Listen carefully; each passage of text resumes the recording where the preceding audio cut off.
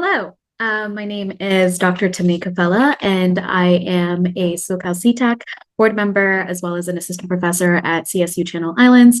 And I'm really excited to come and share this paper highlight that is really important to pay attention to.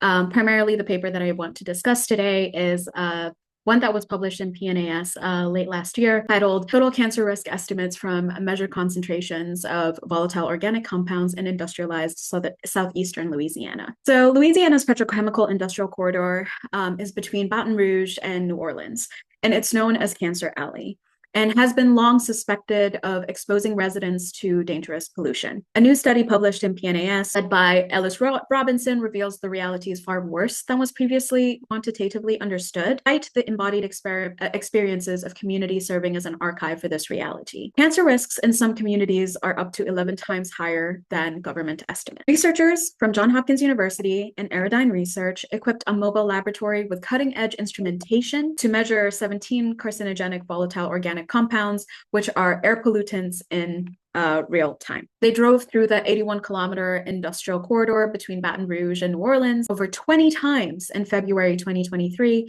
capturing data at different times of the day. What they found was shocking. In 14 out of 15 census tracts studied, actual cancer risk was higher than the EPA's air toxic screening assessment, ranging from just under 1 time to 11.6 times higher, with a median of 5 times higher. The maximum cancer risk found was 560 cases per 1 million people, far exceeding the EPA's acceptable limit of 100 per million people. 3 chemicals dominated the risk. Ethylene oxide, which is this industrial chemical precursor that is used in manufacturing ethylene glycol, which is found in antifreeze. It's used to produce PET, or polyethylene terephthalate, which is a common type of plastic, as well as polyester material. It's used in detergents, adhesives, and polyurethane foam. And it's believed that that contributes 39.5 to 92.2% of total cancer risk within that region. For chloropene, utilized in the production of neoprene rubber, which is protective clothing, it's used in scuba gear, it's used in orthopedic items, the creation of gaskets and seals, that contributed to 0.2 to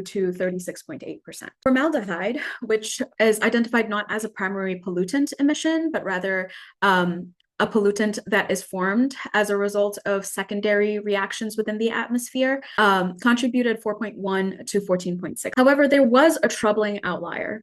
In one census tract, benzodiene, a highly carcinogenic chemical, had the single highest risk estimate and dominated the other VOCs category. This tract had only 41% of its risk from the main 3 chemicals, while benzodiene made up most of the remaining risk. This shows that while ethylene oxide, chloropene, and formaldehyde are the main regional concerns, localized hotspots of other dangerous chemicals exist. Together, these 3 compounds, however, accounted for 63 to 97% of total cancer risk. The EPA's model, however, comes to this question of why this discrepancy exists. Well, the EPA's model relies on emissions data from industrial facilities, often self-reported estimates rather than actual air measurement. The real-world measurements tell a very different and more dangerous story, but also invites us to think about why independent testing is really incredibly important here when we want to understand the impact that pollutants have. This study demonstrates an urgent need for comprehensive measurements of carcinogenic air pollutants,